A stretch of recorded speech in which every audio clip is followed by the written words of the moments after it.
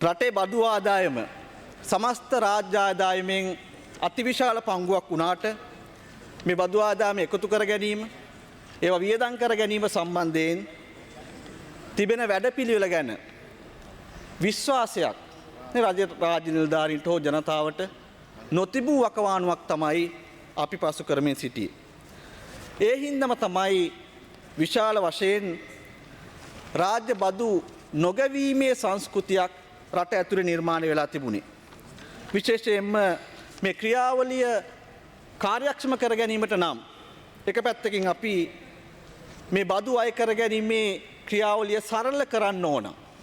අනික් පැත්තෙන් බදු පැහැර හැරීමේ සංස්කෘතික වෙනුවට බදු ලබා දීමේ සංස්කෘතියක් ඇති කර යුතුයි. ඒ වගේම විවිධ පුද්ගලයන් යම් යම් නීති රීති වලට මුවා වෙලා බදු පැහැර හැරීමේ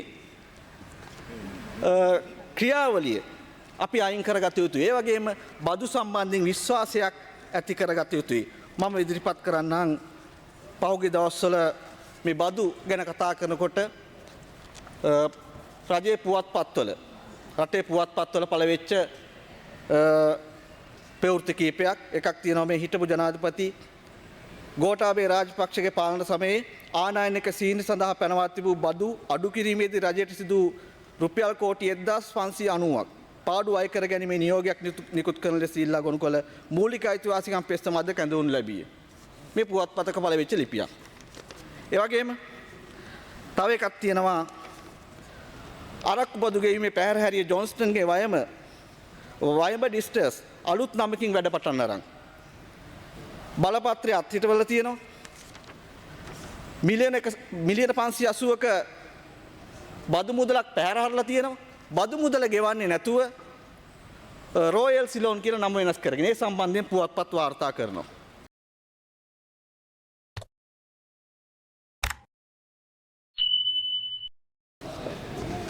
අරු නියෝජ්‍යකාරක සභාපතිතුමියනි 2017 අංක 24 දරන දේශීය ආදායම් සංශෝධන පනත් කෙටුපර සම්බන්ධයෙන් විවාදයට එකතු වීම ලැබීම ගැන ස්තුතිවන්ත වෙමින් විශේෂයෙන්ම ජාතික රණවිරු සමරුම තිබෙන දවසේ සමහර දේශපාලන පක්ෂ සමහර දේශපාලඥයන් හිතන් ඉන්නවා ඒ පක්ෂයට තමයි රණවිරු ඔක්කොම අයිති කියලා.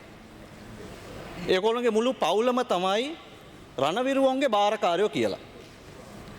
ඔබ දන්නවා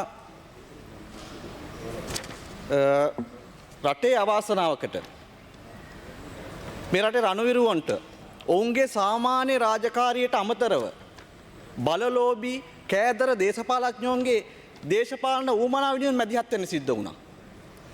ඒ මැදිහත් වීම වල ප්‍රතිඵල විදියට යුද්ධය වෙනුවෙන් යම් සේවාවක් කරපු, සැලකුණු සේවාවක් කරපු, විශාල සේවාවක් කරපු රණවිරුවන්ට සිරගත වෙන්න සිද්ධ වුණා. එහෙම වෙන්න හේතුව මොකද්ද? හේතුව තමයි මේ බලලෝභී පාඩර දේශපාලන සංස්කෘතිය. ඒකින්ද තමයි එහෙම නෙමෙයි නම් රාජ්‍ය බුන්දියස්ස හිටපු ප්‍රධානීට පාසුක ප්‍රහාරය සම්බන්ධයෙන් චෝදනා ලැබෙන්නේ කොහොමද? එහෙම නෙමෙයි නම් හමුදාවේ නිලධාරීන්ට නාවික හමුදාවේ නිලධාරීන්ට අහිංසක තරුණයෝ පැහැර ගැනීම සම්බන්ධයෙන් චෝදනා එල්ලවෙන්නේ කොහොමද? එහෙම නෙමෙයි නම් හමුදාවේ නිලධාරීන්ට කීඩකව ඝාතනය කරා කියලා මාධ්‍යවේදීන් පැහැරගත්තා අතපය කැඩුවා මැරුවා කියලා චෝදනා එල්ලවෙන්නේ කොහොමද? මේවට හේතුව තමයි මේ බලලෝභී දේශපාලඥයන් රණවිරුවා කියන නාමයට මුවා වෙලා තමන්ගේ කෑදර බල වුමනාව වෙනුවෙන් ඔවුන් පාවිච්චි කරපු එක. දැන් අපි හම්මතෝ දිස්ත්‍රික්කේ අපි දන්නවා ඔය වීරගැටිය සමහර සොහොන් ගාව රණවිරුව හිට මුර කරන්න. තමන්ගේ ආච්චිලාගේ සීයාලගේ සොහොන් අදලා තියෙනවා. නේ යුද්ධය වෙනුවෙන් විශාල කපකිරීම කරපු රණවිරුව සොහොන් ගාව මුර කරන්න ඉන්නවා. අපි දැකලා තියෙන ඇස්වලින්. තමන්ගේ පොල් වතු තියෙනවා වීරගැටියේ. පොල් වතු වල මුර කරන්න අවුරුදු ගාණක් තිස්සේ මේ යුද්ධ කාලෙත් නෙවෙයි. ඊට පස්සෙත් අවුරුදු ගාණක් තිස්සේ රණවිරුව යොදාගෙන තියෙනවා. ඉතින් මේ රණවිරුවන්ට තියෙන ආදරයකටද? ඒ විතරක් නෙවෙයි. අර පහුගිය දවසේ ප්‍රසිද්ධ වුණා මහානායක හිමියන් මේ දල්දා මාලිගාවට කාර් රේස් පදින්න එපා කියලා කියද්දි නිවේදනයක් නිකුත් කරලා තියද්දි රණවිරුවලා වැලිකොට්ට ගස්සවනවා. ඒ රණවිරුවන්ට තියෙන ආදරයකට. ඒ රණවිරුවන්ට තියෙන ආදරයකට නෙමෙයි. ඒ වගේම හිටපු ජනාධිපතිවරුගේ පුත්තු අදාළ විධිවිධාන වලට පිටින් නාවික හමුදාවේ නිලධාරීන් බවට පත් වෙනවා. ඒ රණවිරුවන්ට තියෙන ආදරයකටද? ඒ ආදරයකට නෙමෙයි. එහෙනම් අපි හිතනවා රණවිරු ගෞරවය කියන්නේ පුදු වචන වලට විතරක් සීමා වෙච්ච එකක් නෙමෙයි. ඒක ඒගොල්ලෝගේ ක්‍රියාවලිය ඔස්සේ ඔප්පු වෙන්න ඕනේ. එහෙම නැතුව මේ බලලෝභී දේශපාලන අරමුණු වලට රණවිරුව යොදාගෙන ඔවුන් අසරණ කරපු දේශපාලඥයන්ට ඒවට වග කියන්න ඒ සඳහා ඉදිරිපත් වෙන්න ඇත්තටම සදාචාරාත්මක අතිනුත් අයිතියක් නැහැ. ඊළඟට කිව්වා හැකර්ස්ලා ගැන. මේ පෞගි දවස්වල හිටපු ජනාධිපතිවරයාගේ ගිණුමකිනුත් සල්ලි ඇදලා තිබුණා ළඟ හිටපු කෙනෙක්. ඉතින් බැංකු පොතේ තිබිච්ච සල්ලි ටික තියාගන්න බැරුව ආණ්ඩුවට උපදෙස් දෙනවා හැකර්ස්ලාගෙන් මුදල් බේරෙන්නේ කොහොමද කියලා. ඒ විතරක් නෙවෙයි. අර කාබනික පොහොර නැව් ගෙනල්ලා 2021 දී ඩොලර් මිලියන 6.7ක් ගෙව්වා. මේ ගොවිය වෙනුවෙන්ද? දැන් කතා කරනවා ගොවිය වෙනුවෙන්. ඒ හින්දා අපි හිතනවා ගරු නියෝජ්‍යකාරක සභා සභාපතිතුමියනි ඕනම කෙනෙකුට වචන වලින් මෙතන ඇවිල්ලා එක එක කතන්දර කියලා යන්න පුළුවන්. හැබැයි රටේ මිනිස්සු බලන්න ඕන වචන දිහා නෙමෙයි මේගොල්ලෝගේ සමස්ත ක්‍රියාවලිය මොන පැත්තකට ඇදිච්ච එකක්ද කියලා. ඊළඟට ගරු නියෝජ්‍යකාරක සභා සභාපතිතුමියනි මේ පනත සම්බන්ධයෙන් කතා කරනකොට රටේ බදු ආදායම සමස්ත රාජ්‍ය ආදායමෙන් අතිවිශාල පංගුවක් වුණාට මේ බදු ආදායම එකතු කර ගැනීම ඒවා වියදම් කර ගැනීම සම්බන්ධයෙන් තිබෙන වැඩපිළිවෙල ගැන විශ්වාසයක් රාජ්‍ය නිලධාරීන්ට හෝ ජනතාවට නොතිබූ වකවානුවක් තමයි අපි පසු කරමින් සිටියේ. ඒ හින්දම තමයි විශාල වශයෙන් රාජ්‍ය බදු නොගැවීමේ සංස්කෘතියක් රට ඇතුළේ නිර්මාණය වෙලා තිබුණේ. විශේෂයෙන්ම මේ ක්‍රියාවලිය කාර්යක්ෂම කර ගැනීමට නම් එක පැත්තකින් අපි මේ බදු අය කර ගැනීමේ ක්‍රියාවලිය සරල කරන්න ඕන. අනික් පැත්තෙන් බදු පැහැර හැරීමේ සංස්කෘතික වෙනුවට බදු ලබා දීමේ සංස්කෘතියක් ඇති කර යුතුයි. ඒ වගේම විවිධ පුද්ගලයන් යම් යම් නීති රීති වලට මුවා වෙලා බදු පැහැර හැරීමේ ක්‍රියාවලිය අපි අයින් කරගත යුතුයි. ඒ වගේම බදු සම්බන්ධයෙන් විශ්වාසයක් ඇති කරගත යුතුයි. මම ඉදිරිපත් කරන්නම් පහුගිය දවස්වල මේ බදු ගැන කතා කරනකොට රජයේ පුවත්පත්වල රටේ පුවත්පත්වල පළවෙච්ච ප්‍රවෘත්ති කීපයක් එකක් තියෙනවා මේ හිටපු ජනාධිපති ගෝඨාභය රාජපක්ෂගේ පාලන සමයේ ආනයනික සීනි සඳහා පැනවා තිබූ බදු අඩු කිරීමේදී රජයට සිදු රුපියල් කෝටි 1590ක් පාඩු අය කර ගැනීමේ නියෝගයක් නිකුත් කරන ලෙස ඉල්ලා ගොනු කළ මූලික අයිතිවාසිකම් පෙත්සම අද කැඳවනු ලැබිය. මේ පුවත්පතක පළවෙච්ච ලිපියක්. ඒ වගේම තව එකක් තියෙනවා අරක්කු බදු ගෙවීමේ පැහැර හැරිය ජොන්ස්ටන්ගේ වයඹ ඩිස්ටර්ස් අලුත් නමකින් වැඩ පටන් අරන්. බලපත්‍රය අත්හිටවල තියෙනවා.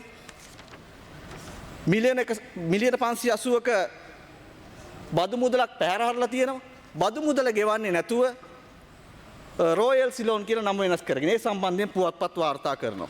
ඉතින් අපි කියන්නේ මෙතන ඇවිල්ලා ආණ්ඩුවට උපදෙස් දෙනවට වඩා තමන්ගේ පක්ෂ නියෝජනය කරන මේ දේශපාලඥයන් සම්බන්ධ කරගෙන හිඟ බදු මුදල ගෙවන්න කටයුතු කරා නම් නාමල් රාජපක්ෂ මහත්තයාට ඊට වඩා වැඩි හොඳකට ආදර්ශමත්ව බදු අය කිරීමේ ක්‍රියාවලියට දායක වෙන්න පුළුවන්. විශේෂයෙන්ම මේ පනත යටතේ හිඟ බදු අය කර ගැනීම සම්බන්ධයෙන් සාමාන්‍යයෙන් අපි දන්නවා හිඟ බදු මත පනවා තියෙන පොලියක් සහ දඩයක් තිබෙනවා. 1.5ක් මාසිකව අය කරන අවුරුද්දක් ගත්තොත් 18ක්. කවුරු හරි කෙනෙක් අවුරුදු 5ක් මේ බදු ගෙවීම පැහැර හරලා තිබුණා නම් අමතර 90ක්. ඒ කියන්නේ 100% ගරු මන්ත්‍රීතුමා තව විනාඩි දෙකක කාලයක් ඔබතුමාට තියෙනවා. ඉතින් රජයේ විදියට සහනයක් ලබා දීලා තිබෙනවා.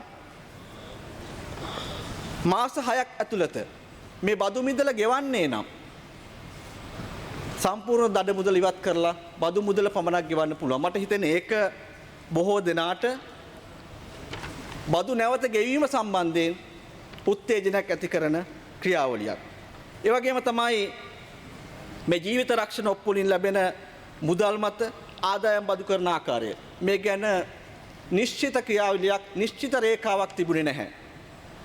සමහරු මේ ජීවිත රක්ෂණ වලට මුවා වෙලා සමහර ඉන්ෂුරන්ස් කම්පැනිත් එක්ක යම් යම් රජයේ බදු වලින් පැහැර හැරීමට ක්‍රියාමාර්ග ගනිමින් තිබුණා. ඉතින් දැන් හරි පැහැදිලි සීමාවක් මේ පනත යටතේ ඇති කරලා තිබෙනවා. විශේෂයෙන්ම මේ පනත යටතේ ඔය කාට හරි මරණයක් සම්බන්ධයෙන් ලැබෙන දීමනාව එහෙම නැත්නම් ජීවිත රක්ෂණය සම්බන්ධයෙන් ලැබෙන දීමනාව මත බදු ඇති වෙන්නේ නැහැ. එහෙම නැතුව සිදු කරන අනිකුත් ගනුදෙනු වලට තමයි මේ ජීවිත රක්ෂණ සම්බන්ධයෙන් බදු අය කිරීම සිද්ධ වෙන්නේ. ඒ වගේම තමයි ශ්‍රී ලංකා රජයට විශේෂයෙන් 1978 අංක 16 දරන පනත මගින් ස්ථාපිත විශ්වවිද්‍යාලයකට තෑග්ගක් හරි පරිත්‍යාගයක් හරි දෙනවා නම් ඒ මත තිබුණු බදු ක්‍රමය වෙනස් කරලා තිබෙනවා. එතකොට සාමාන්‍යයෙන් විශ්වවිද්‍යාලවලට ඒ වගේ ඩොනේෂන් එකක් කරනවා නම් ඒක ඩොනේෂන් එකක් වුණත් මේකේ වටිනාකම දාලා තමයි ගරු මන්ත්‍රීතුමා ඔබතුමාගේ කාලය අවසන් කරනවා. ඒ සඳහා ප්‍රාග්ධන බද්දක් ඇති වෙනවා. දැන් මෙතෙන්දී රජය විශ්වවිද්‍යාලයකට දෙනවා නම් ආදායම් බද්දෙන් ප්‍රාග්ධන ලාභ බද්ද නිදහස් කරලා තියෙනවා. ඉතින් ගරු මන්ත්‍රීතුමීට මම හිතනවා මේ බදු ක්‍රියාවලිය ඇතුලේ තිබුණු සංකීර්ණතා ඉවත් කිරීම වෙනුවෙනුත් ඒ වගේ මේ ක්‍රියාවලිය කාර්යක්ෂමතාවය ඇති කිරීම වෙනුවෙනුත් යම් යම් ඊටාම වැදගත් ක්‍රියාමාර්ග රැසක් මේ පනත් කෙටුම්පත හරහා ඇති වෙලා තිබෙනවා කියලා. බොහොමත්ම ස්තුතියි.